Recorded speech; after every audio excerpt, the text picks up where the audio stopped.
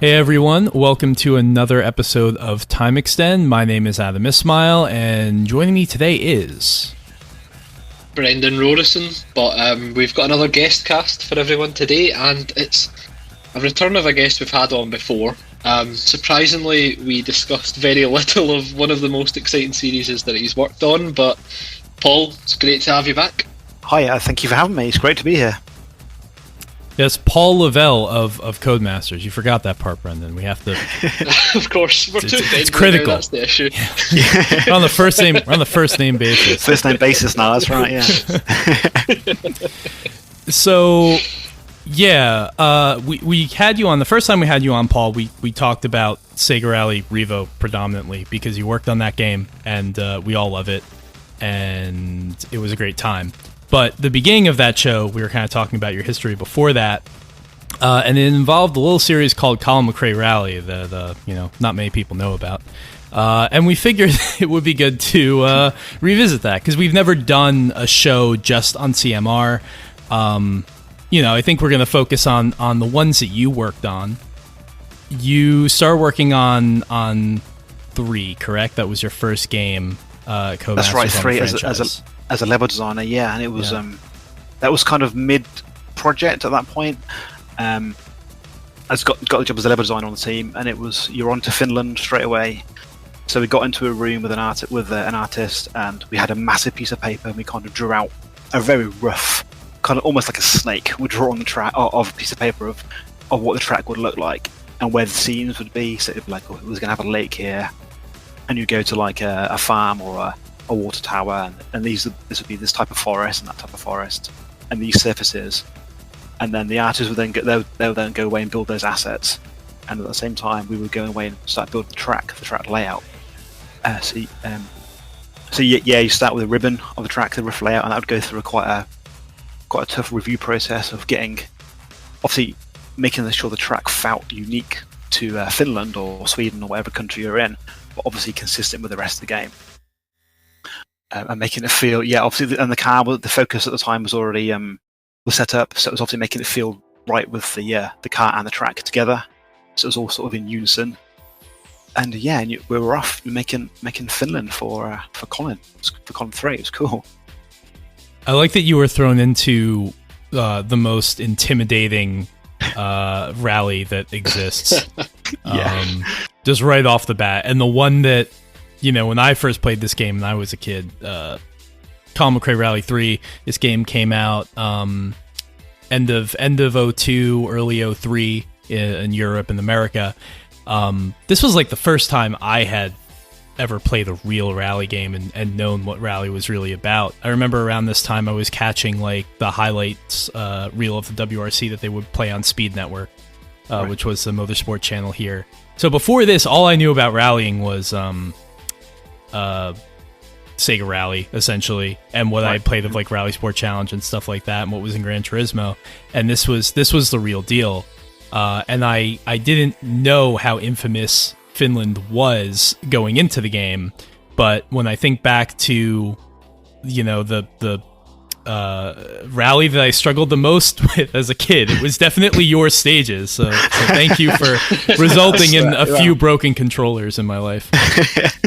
Well, I wanted it to feel authentic with the trees so close to the track and the rocks and stuff. Yeah, but that was the thing. It was all about creating the authentic, accessible experience. Kind of making it feel like you're driving this, driving this really fast rally car through these tight stages, but was kind of easy to play, easy to get into. You could play it with a controller, and it was kind of that middle of the range balanced game. I guess kind of like Gran Turismo, right? It's in the middle of. It feels like a simulation, but it's kind of doing a little bit for you behind the scenes, but it doesn't feel like a neutralized experience. It feels authentic. And obviously, didn't want to make the hardest game in the world. Feel realistic. That was one of the things I was actually going to ask. So when you're kind of creating these tracks and deciding how challenging they'll be and picturing almost what will appear in the game, how much do you actually look at the kind of real life inspiration for these locations? Are you looking at the WRC tracks at the time? Are you actually considering that location, or is it very much you work from what you would work from the essence of what Finland should be as a rally, and then maybe drop in real world elements from there, or is it more actually kind of dictated by the real life stages and stuff than you would expect? Kind of a bit of both. We had like a research area where I had a video player, VHS player, and you'd watch Oh wow. video. Yeah, that's far back. Video of the rallies, and then videos of the research trips they did to all these countries. So there's a very slow car moving around, shooting on a camcorder around Finland, and then at the same time you'd watch the on similar roads that were raced for real, and then looking at the footage. Yeah, so it was kind of making it feel that authentic experience. Yeah, so that's how kind of that worked out. Yeah, I mean, I always wonder if, like, for the team creating a rally experience, like, yeah, you say you're not going for that kind of neutralised full sim experience, so that the creativity that you guys can put in the tracks is great. Would it have been preferable to use like real life stages, or do you feel as if the Colin McRae series really stood out in some ways because you were able to kind of add that kind of Codemasters specialty to these locations? Yeah, I think that's what was kind of the lightning in the bottle with the game. It was, I mean, Codemasters' tagline at the time was pure gameplay, and it really was that. It was all about that. We had our philosophy on the track design was all of like create challenging but fair, fun, memorable experiences. So something that is going to offer the player a lot of challenge, kind of like the real world, but also, obviously, our level designers were specifically designed for building these exact routes and these corners, and how your car would go into the berms and over the bumps and jumps and all that sort of stuff. And yeah, so I guess we didn't because we always looked at the WRC games because the Sony ones at the time, because they had the massive draw distances and stuff like that. And we couldn't do that sort of stuff. We could have the really tight corners and gameplay through forests and like villages and all that sort of stuff. So I think that's where we sort of play to our advantage, really. That's an interesting point, because I remember I was doing research on the WRC, the Evolution Studios games, a while back, and more recently I finally got a chance to play WRC 4, I believe was the one I imported, and that's a great game. The first one is kind of weird because it almost feels like a beta for something. It was obviously like very early in like the PS2 lifespan. I don't really think there's that much impressive about it or worth going back to, but the draw distances are really, really impressive. Yeah. I feel like the trade-off to that, though, is like you're saying, the stages in that game, particularly in the first one, just kind of bland. Not a lot of detail, not a lot of scenery. The design just leaves something to be desired, and that was something that struck me immediately. Even going back, today and playing 3, 4, and 5, it really feels like each location has a personality, and I think that speaks to the fact that you worked on Finland, being outside the industry and everything. I didn't know that sort of designers sort of headed up separate locations, and that almost adds to the unique personality that each one has. Mm-hmm. It definitely shows, yeah, and at the same time you've got to kind of remain consistent across the game as well. Otherwise, obviously, you'd have this weird experience. So the level designers were always playing each other's tracks, and obviously I think there's 6 of us on Rally 3. I think there was 6 or 7 of us, yeah. So we were a really tight little team of level designers, yeah. So it was always wanted to remain, consistent, but like you say, have each track had to have its personality and feel authentic. Like so Sweden would have its snowbanks and whatnot, and like the USA track would be all the hairpins kind of going up through the mountains and stuff like that. So yeah, it's cool. I remember you were saying there was one part of one stage in Finland where there's this corner and you can kind of see a road in the distance, and then that leads to like this sort of long right-hander or something like that, like not quite a hairpin, but just a very long corner, and then you sort of end up going back in the direction that you had been facing, so you sort of see that's right, both sides of the road. I remember you talking about that. So I went and I played 05 and found it, and I was like, oh, that's cool. This must be what Paul was mentioning. Yeah, it would have been. Yeah, it's cool. Yeah. And that was kind of always the intention, because when we added network game to, I think it was 4 or 5, we did it online. So you could see other cars in the distance or near you, and I thought it was always a really cool, sort of nice little trick that if that car was ahead of you, you could sort of see him coming back towards you again because of the hairpin. Yeah, I thought it was pretty cool. Yeah. That's awesome. So, yeah, I guess to focus on 3 in particular, and we were talking a little bit about this before the show. I think what Codemasters did with this game was pretty smart because, as you guys were saying, they focus on, this was like the Colin experience of the franchise, right? The career mode was you were playing as Colin. You had that lovely 3D model of him just hanging out around the service park. That's right. It was really impressive for the time. And you had his, obviously famous at the time focus that's on the cover of the game. Mm-hmm. And it's funny because I'm going back, I'm looking at some reviews, and there was a lot of criticism. I thought this game was like universally loved, has always been respected, and maybe within like the racing community it is, but like I stumbled upon a Eurogamer review from the time that was just like tearing this game apart because like you could only drive the Focus in the career mode and there wasn't enough content and all this stuff, and I don't know, I guess I understand why it would be annoying that you wouldn't have the full choice of all of the vehicles, but at the same time, there is a personality and like a context of Colin McRae 3 that doesn't exist with the other games. And like I think my favorite would have to be 05, right? Because it had everything. At that point, you guys had so much content. But when I think about the one that had the most emotional impact, partly because it was the first one I played, but just also because of the design, it's 3, and just the idea that you were Colin, this was your career. And that's... no game ever really did that. A lot of games have their sponsored or endorsed by a driver, but or an athlete, but the game has nothing to do with that person.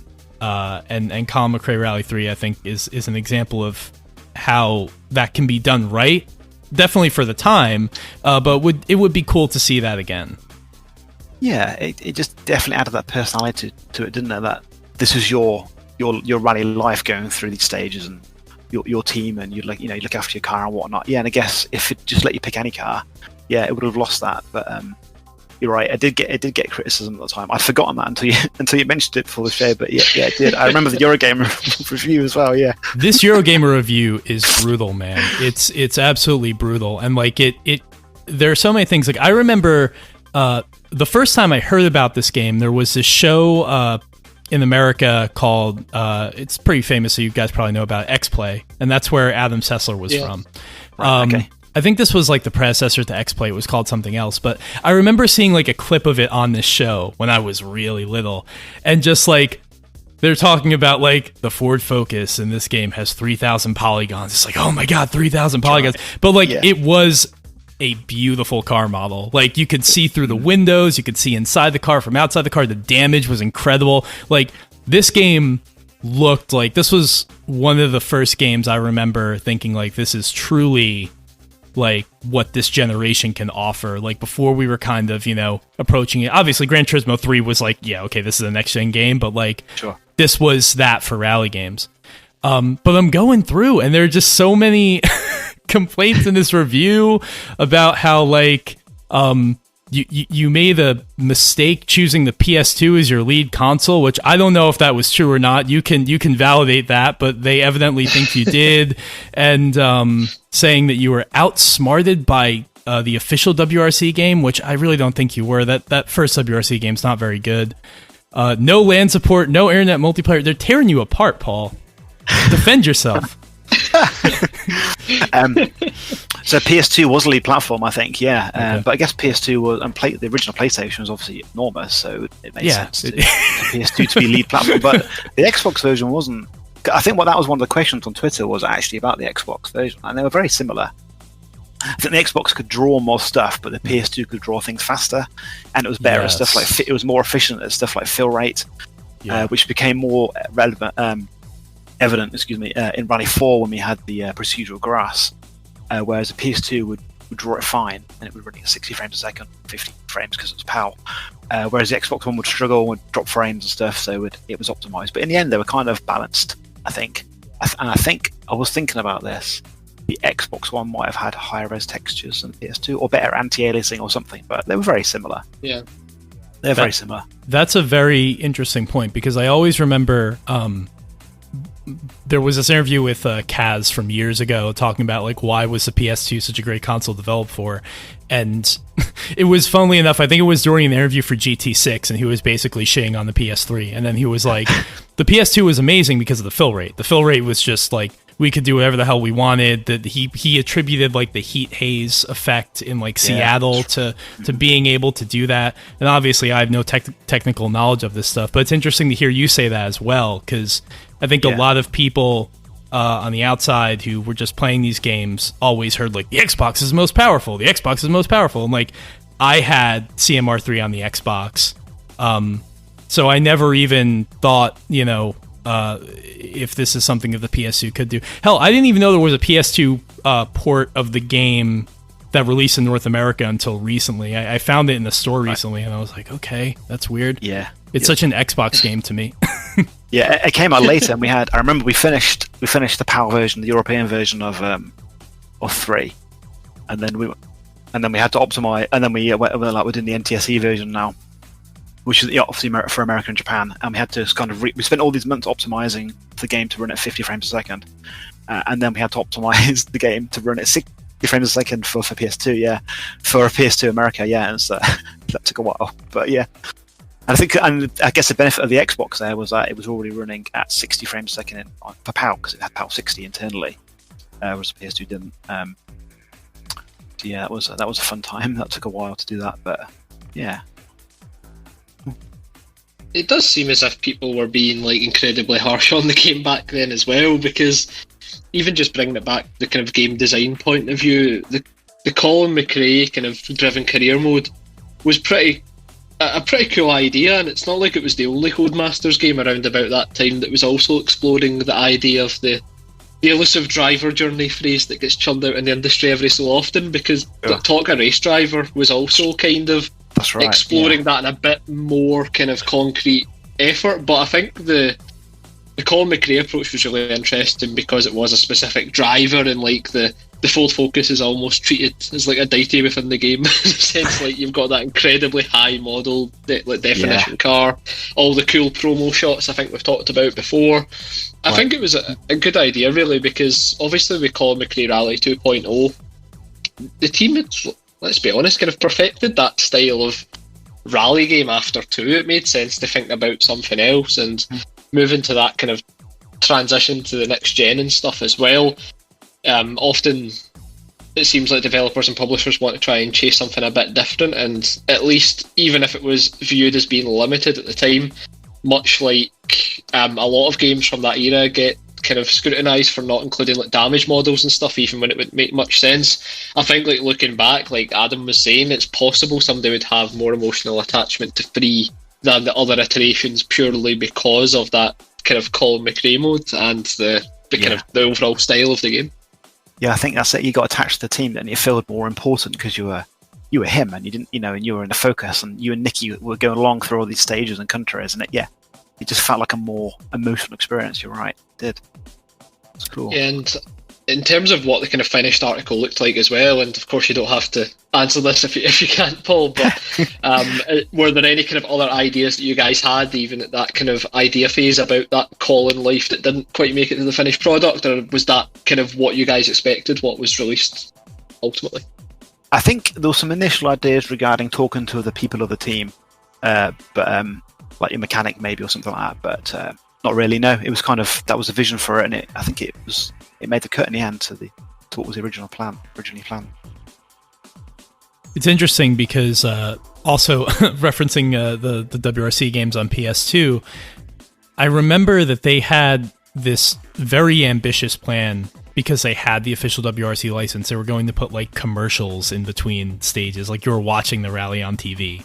Oh, wow. And they were going to have this very, very deep television presentation. And none of that made it to the final game. Really? I don't remember that at all. Which, I came across it. It's actually an old story I wrote for GT Planet just on that first WRC game. And I had found an Edge article, and it was this long, like how Edge used to do those phenomenal, like 4-page interviews on games. And it was with the the lead designer behind that game, and he was like, "Yeah, we really want to do a TV experience." And of course, this was a time when the idea of a television commercial being in a video game was cool. It legitimized the presentation, whereas today we would scream. So it's probably a good thing that they make it to a final game. But yeah, it's interesting how developers tried to sort of deepen that connection. And I honestly always think like maybe a TV advert's not so much, but like the talking to the teammates, talking to the media, that kind of stuff. Like I always enjoy that in the F1 games. I wouldn't mind the game that like really fleshed it out and made it some sort of weird RPG component. Like I always think that stuff is really cool, but a lot of people consider that a distraction. So, yeah, Paul, I'm sorry. I'm going through these Eurogamer comments. I don't know. It's so funny because so many of the comments here are like the same comments I remember reading when like the first Dirt came out, where it's just Codemasters isn't the Codys they used to be and stuff like that. It's just like, it just goes to show how much of history is cyclical, and what people complain about in the moment 10 years from now they'll be saying was a masterpiece, because that's just the way it is. That's right, yeah. I think majority of the reviews at the time are very positive, and obviously the Discord that you guys, the community. I think it was when I first met Fernando, and he was saying about how much he loved CMR3. It was one of his favorite racing games of all time, apart from Enthusia, of course. And I was like, oh, that's really cool to hear, like another person say that. And then I think even today there was a discussion on Colin McRae Ray 3 in the Coders section.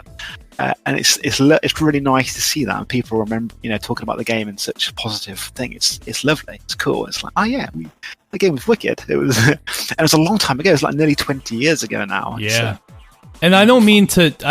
Just to clarify, all this roasting is in jest, because there are many other reviews that are very positive. I think IGN had a super positive review, and so yeah. I mean, we can all agree it's an amazing game.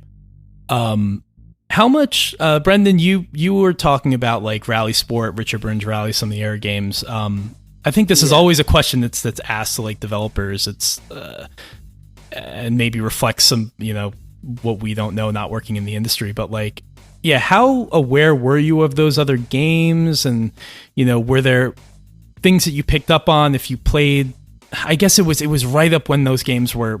All these games were being developed at the same time, so perhaps there was no way you could have really experienced or known. But like, maybe after CMR3 came out, you were sort of seeing what everyone else was doing. Were there things that Rally Sport, RBR, other titles that really spoke to you, where you're like, yeah, that's they did something well, maybe we could do a little bit better, or just kind of push the envelope? Or were you guys just sort of focused and like, this is our roadmap, this is what we want to do, and this is what we're going to do? We were focused, but we obviously always looked at those games and were very aware of them. And when I was trying to think, when it was like, even when Shocks came out, we got it in, everyone was playing it, and Richard Burns Rally was an amazing game. There's still a very popular modding community on that game now, I think. That was obviously much more towards the sim end of things, and but I think WRC was always the one we looked at each year, and it was like, they've got the exploding car model, the in the front end, they've got the Chemical Brothers music and all that sort of stuff. And I think we always looked at things like the network game. I can't remember who got the network game first, but that was always our intention to go with going forward. I think it was Rally 4 that had internet play and stuff. So we always looked at them, and they're all amazing games as well. So it was cool, but we're all kind of doing our own thing, and I don't think anyone stepped on each other's toes either, because obviously Rally Sport Challenge was super arcadey, and Richard Burns was the other end, and us and WRC kind of sat in the middle, and like we were saying, but we're different from each other, so it was pretty cool. The funny thing is, because RBR didn't get a console release in this country, right? I feel like the dialogue around CMR at the time, at least here, was very much like, this is the most realistic game that could ever possibly exist. Like, it was really considered like, it's funny to hear you guys kind of place it somewhere in like the middle of the spectrum, because to me this was always like, it was the same dialogue with Toka as well. It's just like, if you think Gran Turismo is real, just play Toka Race Driver, and they'll show you what true pain is. I think Richard Burns came out on Xbox over here, pretty sure. you remember, Bern? Maybe it was PC. Yeah. I think we definitely got an Xbox one, because that was one of the, like, even for this was when the racing genre was arguably at its peak in terms of mainstream popularity, because anybody I know that had an Xbox would always kind of flag wave Richard Burns Rally, because it's like, oh, you PlayStation 2 people can't even handle this game, so no wonder it isn't on PlayStation.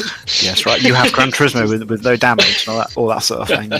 Yeah, that is it, 100%. So I think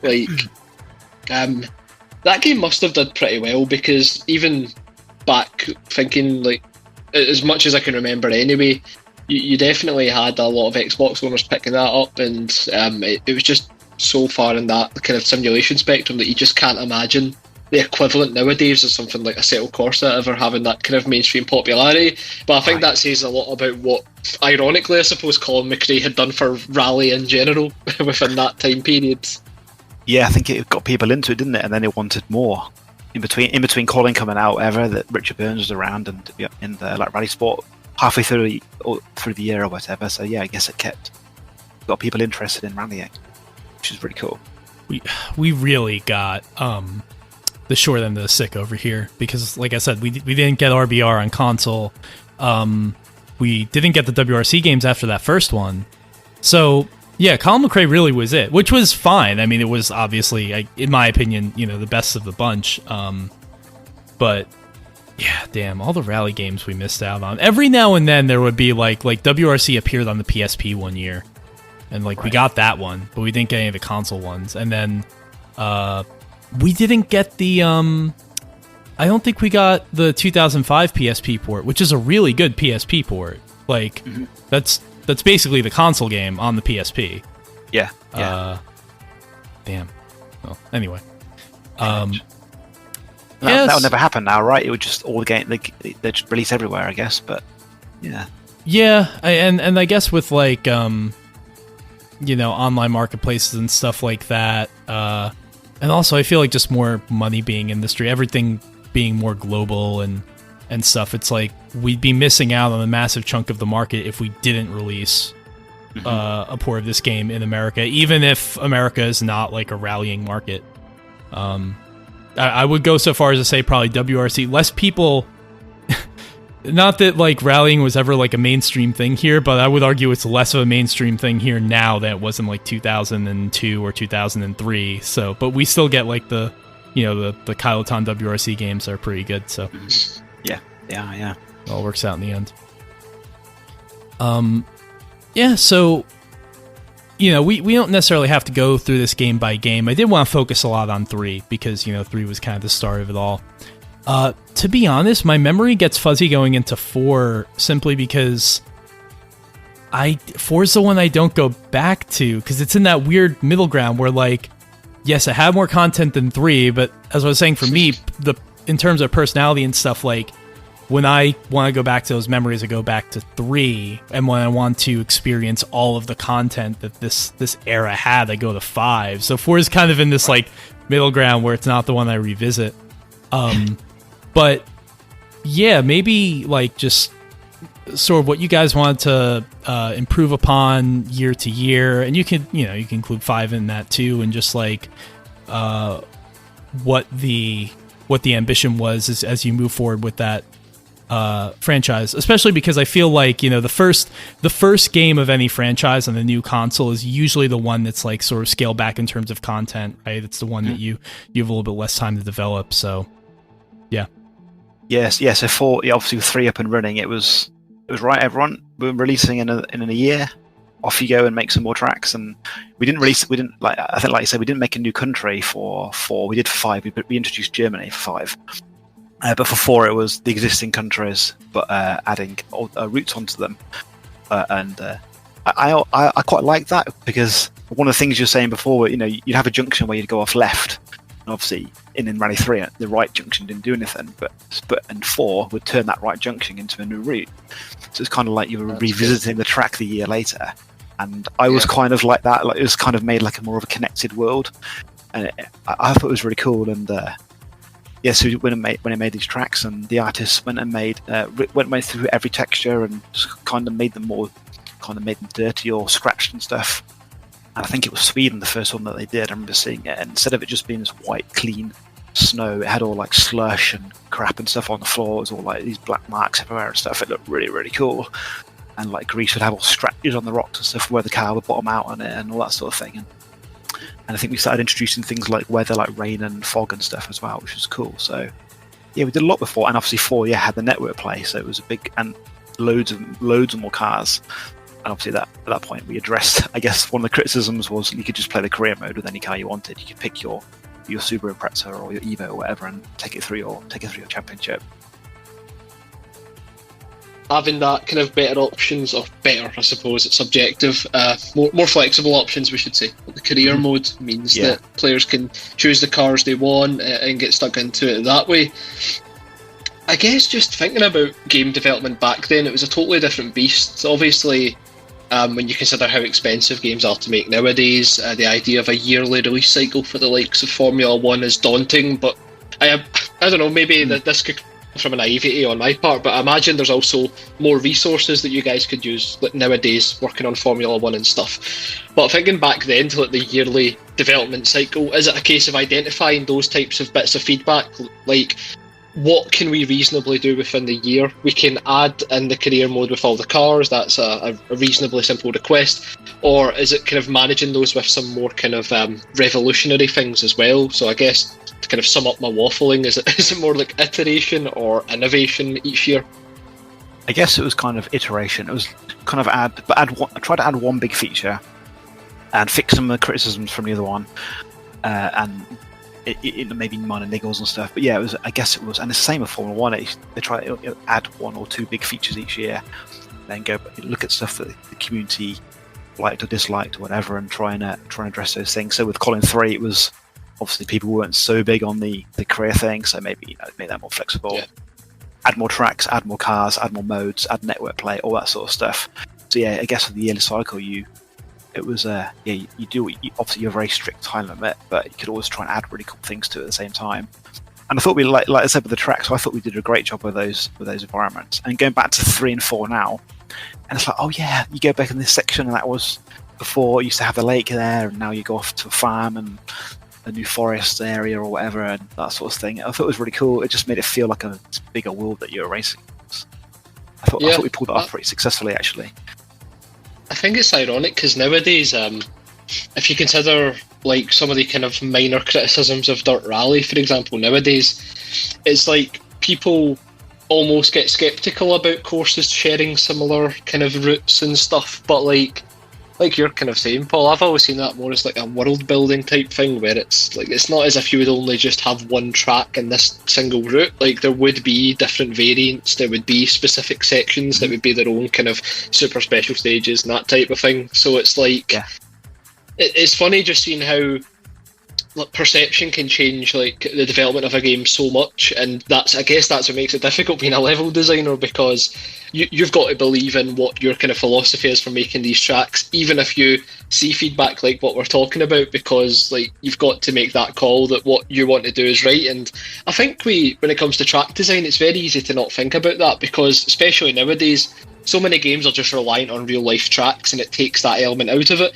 But Codemasters especially have never really shied away from that whole kind of original track design side of things, and I think for the better, because for every kind of outlandish one, like you'd say, like Micro Machines V3 or whatever, like racing on the breakfast table, you'll have those Finland tracks where you're like, actually, I would rather race in this in real life somehow than the actual WRC track. Right, yeah, it's a bit of personality in it. It just goes a long way sometimes, doesn't it, I think? Yeah, that brings to mind, for me, my favorite stages in these games were the Japan rally, where stages were incredible. And so many, like, those, like, weird kind of very, very narrow roads with the huge, like, sort of concrete walls on the side of them. But then it'd be an entire stretch for 100 feet, just like a really long puddle, long water splash where you would have absolutely no grip. You had these like weird bridges and things, and like I honestly I don't know what a Japanese rally would actually look like. it seemed like that one was a little bit more imaginative than probably something that could exist in reality when I think of some sections. But at the same time, like, I don't know, that was really cool. Like those are stages I remember because they were just so dazzling. Yeah, cool. And I think using some creative license is probably good there. Absolutely, yeah. Those hairpins are amazing. I distinctly remember playing them with a force feedback wheel as well, the GT Force wheel, and you get all the, like you're saying, the losing the traction from the rain and stuff, and going down the hills and going through the fields and stuff at the bottom. Yeah, it was cool, and it was. I think there was quite a lot of creative license for that one because I don't think the real stage, with even racing in Japan at that time. Yeah, and I think there's been some. I don't think they're doing the Rally Japan now. I think they were going to, but it didn't end up happening. But yeah, it's funny how, you know, playing Colin McRae, I think back to like these set environments I would then expect in every rally game. So like I remember, you know, starting in Australia. I think pretty much like every career in these games, your first rally would be Australia. So that was very much like the start of the rally to me, and that was always like the very bright orange dirt with the sun shining off of it. That's right. You know? Yeah. And then contrast that to Finland, and then obviously you have your snow rally and your tarmac rally in Spain. It's cool, I think that there's been more branching out as of late, because I feel like for a while it was games would just kind of go for, like, every competing game would kind of go for the same territories. But yeah, it's the stage design was great, and it was cool that it was always being added to, and I think this is an example. Like, people always complain about content being carried over and stuff like that. You know, obviously these are annual releases, so that's just part of it, but like the stages felt so vast, and by 2005 there were so many of them that like it never, I don't know, it never felt like going back to these stages every year was always a treat. You know, it wasn't like, oh, I gotta do this again, like why don't they make a new one. Like it was a good time, especially when you saw like the graphical advancements from year to year, because like you were saying, and you touched on it, like three was a very pretty game for the time, but I remember like 4 and then 05, like those were incredible. The grass was a lot more detailed, I remember, and just like those effects. And then like in 2005 when you hit a tree and everything would just get all like fuzzy. That's right. Yeah, I don't know if 4 had that as well, but yeah, by the end they were such rich, detailed games that were really not that far off of like, you know, the first crop of 360 and PS3 games, especially when you throw into their like 720p and HD. Mm-hmm. Yeah, I think at that point that it was really optimized. The game was so well, you know, the car render and stuff was super fast, and everything was running really well. So you could, and we got new like tools to so we could draw only exactly what the player could see instead of sort of the traditional draw cone. We could basically click on the track exactly what we should be drawing or not drawing. That gave us all this ability to do all these more effects and stuff like that, like the rain and the fog and stuff like that, which was cool. So yeah, they were all stunning looking games. Like, I think the benefit of drawing one car at a time on the stage, it allowed us to do so much more. The damage on the vehicle and all the smoke and sparks that would come off the car, you know, when it's punctured or the suspension's damaged or whatever. It was it looked amazing. And even looking now, playing it on PC, the game looks fantastic still. All these years later, it still looks really, really good. It's cool. Yeah, there is hop into Time Extend Discord if you want to hear about, but there's a thanks to your net archive, there are ways that you can go revisit 05 on PC, and it's great. If you ever want to play a early 2000s racing game at like 160 frames per second, you can do that now with modern technology. But anyway, do we want to head into some questions from Twitter? Yeah, that sounds cool. Yeah, let's do it.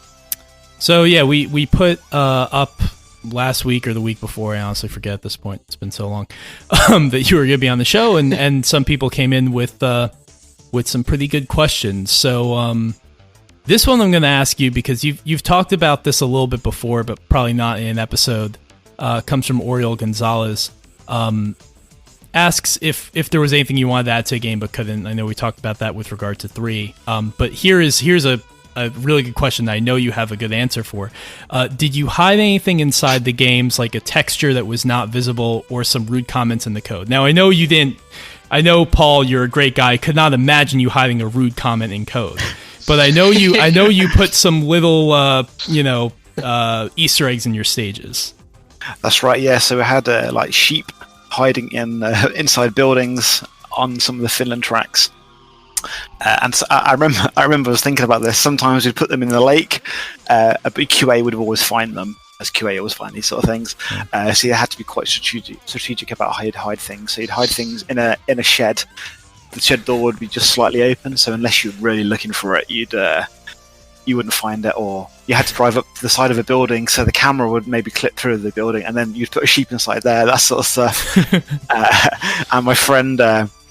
He built the USA tracks, and he put a Bigfoot in one of the tracks. And I don't think, So I was talking to Fernando, and he was trying to find these things, and I don't think he has so far. But so that sort of stuff. But no code. I mean, I wasn't a programmer anyway. But no, people would eventually find that sort of stuff. So we didn't do anything like that. Was there ever an awkward conversation you had with QA where it's like, the sheep was meant to be in the lake. We put it there for a reason.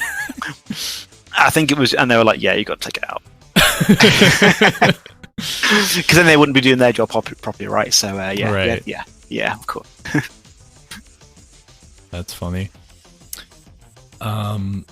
This is a good one because it's something that's so relevant to our industry today, and always has been. But Hatless Crown Racing asks, what's it like for yearly game development cycle? Because down the line, most of stories I've heard so far about it hasn't gone well for most developers. Brendan, you were talking about innovation versus iteration. Yeah. Did you really feel like pressure and stress on the yearly cycle? Not really. I mean, I was thinking about this question too, and at the time I loved it. I was like, right, you guys, you got another year to go make some more tracks, and it was cool. You'd come into work every day, and you'd make your track. You build your track for the new game, and you play your friends of the tracks and stuff. It was wicked. It was really cool. And like I say, each year you'd have something new. We added Germany for 5, which is a brand new environment, whilst keeping the existing ones. I think we did. I loved it. I mean, maybe some people don't get on with it, but at the time, I thought it was fantastic. It was good. Bow and Arrows asks, this is something I've wondered too, because Toka had rallying, which always kind of struck me as strange. But were there any things, models, physics, or assets that had to be shared with the Toka series? What would you wish wasn't shared? I don't know about that, but was there any sort of collaboration between the teams working on those games? Because I know there was some crossover in terms of like car models, so I don't think stages were ever shared or anything like that. At the time, no. I think later on, when it went to sort of grid and dirt into the 360 PS3 era, things were shared more. But then at that time, no, not at all. They were completely separate, which is always a surprise to people, I think. But at the time, they were quite separate games. So nothing was shared at all. That is a surprise. Yeah, Fernando asked, why did you put so many trees in Finland? And it's a great question. I think that was just because I knew one day I'd meet you, Fernando, and maybe you'd hit one of those trees. I should drive along. It's so funny too, because like at the time, those games were very difficult. I was those trees were magnets, right? But today you go back and play 3, 4, and 5, and it's like, God, the roads are so wide. Like, I feel like I'm so much better today, because then you go and play like an actually hard rally sim today, like Dirt Rally 2.0, and I can't even get through like a 6-minute stage in that game without crashing. Yeah, completely different, isn't it? Yeah, it's funny that, isn't it? So, there was one I saw. What were the biggest challenges developing games for the new consoles at that time? You were talking about the respective benefits of working with each one. That was a time where the consoles were very different. So was it stressful being like optimizing the game for PS2 versus Xbox, or? I mean, obviously, I'm not a programmer, so I don't know fully. True, but I think it was a challenge getting up and running. I think it always was, wasn't it, with PlayStation 2 and PlayStation 3 especially. It was always quite a challenge. But I think I wasn't really ever involved in that sort of things. But Gotcha. once we got past 3 and went into 4 and 5, we knew what we were doing, and it was just iterating and iterating. So, and like I said, towards the end of those games, they were so well optimized. The card renderer was so fast and stuff, and we could draw so much more on screen at the same time while keeping the frame rate high. But yeah, not I don't know anything specific that was a particular challenge. I'm looking. I thought I saw more questions, but oh, here you go. Yeah, yes. This is this is from Daryl Baxter, a friend of the show who's been on before. Yeah. Where was a hover cheat and jelly cheat from 1? Yeah, you guys had crazy cheats. I know it was before your time on the franchise, but That's right, yeah. 2, 3 had some wild ones too, some vehicles and stuff, right? You had the jet and a tank, I think, and you can a lot of things like the transit van and stuff. But yeah, I guess it didn't. Yeah, there was no hover cheat and stuff. Yeah, I guess that was just one. It's probably one of those time things. Wanted to get it in, but didn't, or was never planned. Yeah, they were funny. One of them had a UFO, didn't it, as well? I think was that Colin 1 had a UFO or something. Yeah, something weird I like remember that. Yeah. Well, 2 had you could go into like an arcade mode race with like machine guns on your car, shoot Right. each other, which was very weird. Yeah, actually, that brings up a good point because like 2, and I haven't played much of Colin McRae 1, but I always thought it was weird going back to 2 how it was like there was sort of the circuit arcade mode, like that was kind of like a concession to people who were used to the more Gran Turismo Rally experience or Right. Sega Rally or something like that. And even that WRC arcade game on the PlayStation, I believe, was like that too. And V Rally had an element like that. You know, you were a level designer, so do you ever remember any discussions about like, you know, we're not going to do that for these games. We're just going to focus on like the authentic stage experience. Yeah, I think it was that, and I think obviously as I joined midway through 3, that probably decision had already been made. But yeah, it was always just to make it about making the point-to-point tracks. But we still had the super special stages. That's true. Yeah, the two lanes. Yeah, that's true. Excuse me. Yeah. Those are good. I miss those from old games, especially like Rally Sport Challenge had some wild super special stages. Like if you go back and play those games, it had a bunch of them. I feel like it had like as many super special stages as it did like point-to-point tracks. Right. Paul, we were talking about this before a show. You don't have to feel that if you want, you can give a clue. But I think it is a good question. Carol Wojcik asks, were there any cars that were planned to appear in these games but got cut before launch? Yeah, there was one I seem to remember, but obviously I won't say what the car was, but there was one I remember that we wanted, but we didn't get. But then I was looking at the car list today. It was cool. Like we had like the Audi Quattro in it, and the old Metro and stuff. So we had a really good selection of cars. But yeah, I do remember the one particular car that we wanted but we didn't get. But. Yeah, 4, especially 5. Like you had so many cars by then, and so many different, classes between the front wheel drive and the Group B and stuff like That's right, that. Yeah. And to go with that too, you had the deeper championship mode, right? Because like the thing about 3 is that because it was more limited in terms of content. I understand like, oh, you want to drive like the Impreza in the championship mode or whatever, and you can't. But at the same time, like there wasn't like a massive selection of Group B. I think there was like the Metro. And I think in terms of like old cars, you had like the Subaru, the 22B Impreza in 3, right. But you didn't have a lot of cars. So like one of the things I remember about 2005 is like that vast like championship tree that like I don't think I ever got to the end of, because there were so many different events, but there were also so many different categories, and that was really cool. Yeah, I'd forgotten about that actually until I played it again, and that was really interesting.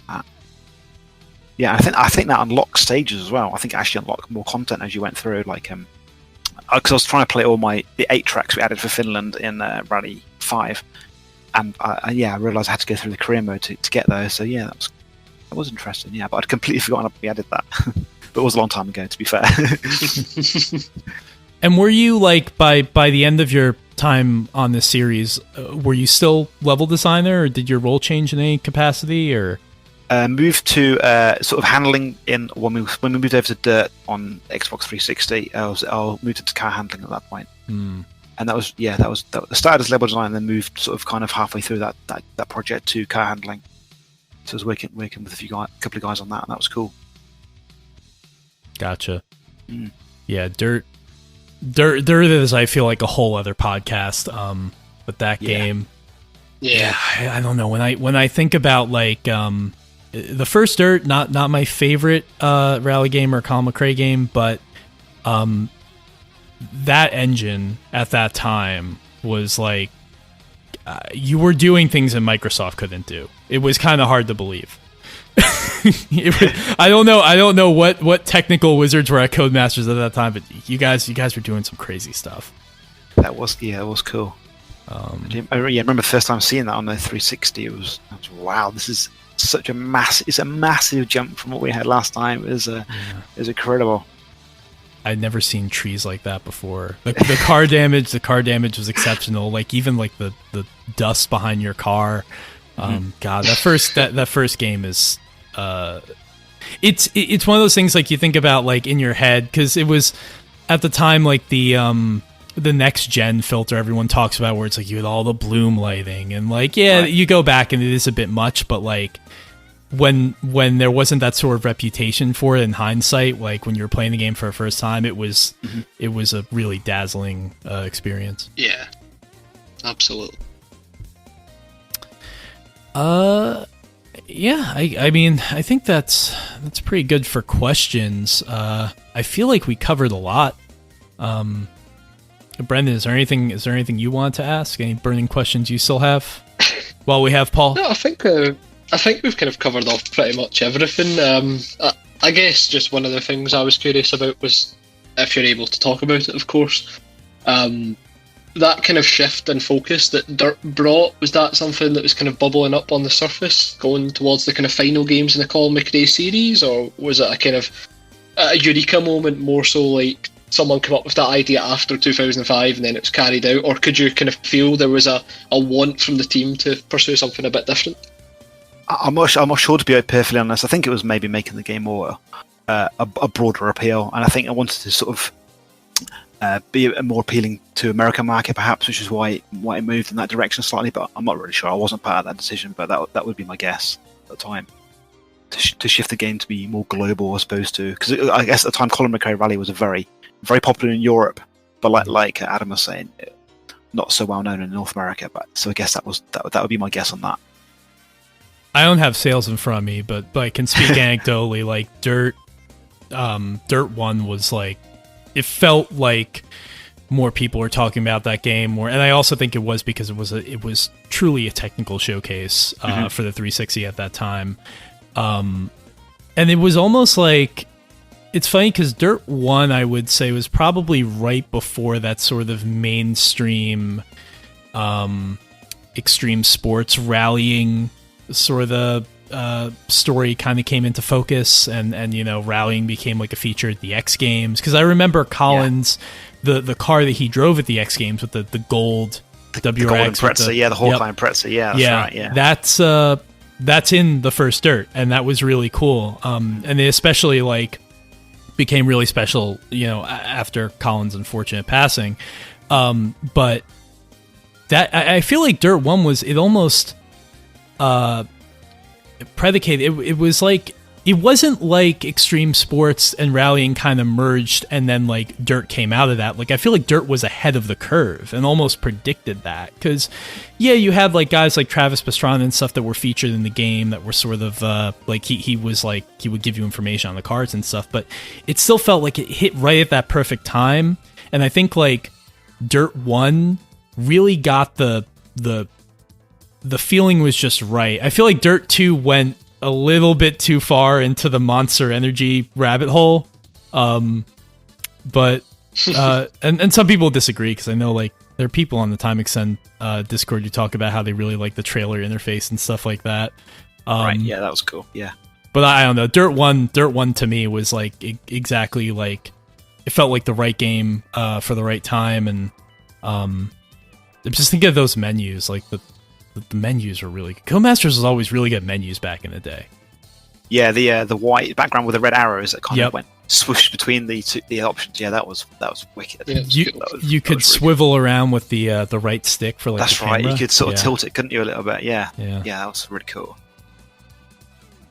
Cool. Well, yeah, I mean, that's basically everything I have. Paul, thanks for being on the show as always. You My pleasure. have, so much history in this genre. Have worked on so many games that we all appreciate. And always appreciate getting to hear what you have to offer and shine light on, especially when it involves causing Fernando pain, because always here for that. Yeah, you guys are gonna have to get him on soon to to talk about Enthusia. Yeah. Yeah, it's getting to that point now. I don't think we can avoid it anymore. We tried to put it off as long as possible, but the No more Enthusia excuses. show, That's right. Yeah. the Enthusia show has to happen. Of course, we love Fernando and are Absolutely. always thankful to have Fernando in our lives. I feel like if you guys were on the show together, it would be crazy. I think that would definitely have to be, if it was the four of us, that would definitely have to be a podcast where we all had some kind of alcohol in front of us and just really just go full into it. That sounds pretty cool. Fernando Yeah, can get out we should do that. all his frustrations on Finland. And, yeah. All right. Well, thanks everyone, for listening to the show again. The one thing I'll say is that Paul, I'll bring this up too. You organize the GT Thursdays in the Time Extend Discord, and it's really cool that you do that, and it's become like the best feature of the Discord. Oh, it's amazing. Look forward to it every week. It's fantastic. Yeah. So every Thursday we play Gran Turismo Sport for maybe between an hour and 2 hours. Unfortunately, if those of us in the US, it's like right at the end of the workday, so sometimes I can't make it, but I try to. And we usually have a pretty decent sized group. When do you guys get on? Like I don't know what the time We is. usually go on about 8:30, isn't it? That's right. Yeah, Usually? 8:30, 9 o'clock. Yeah. Yeah. So, it's like 4 o'clock Eastern time, PM or something like that. So, and if you can't make it for a whole thing, come for part of it. But it's a really good time. And if you want to, obviously we organize this through a Discord. The Time Extend Discord is open to anyone who wants to join. All you have to do is just ask Brendan or I, DM us or DM the Time Extend Twitter account. Time_extend if you want to join, and we will just send you a link, and we can all play some Gran Turismo together. Cool. So, all right. Thanks everyone for listening to the show, and we'll talk to you again soon. Thanks for listening, guys.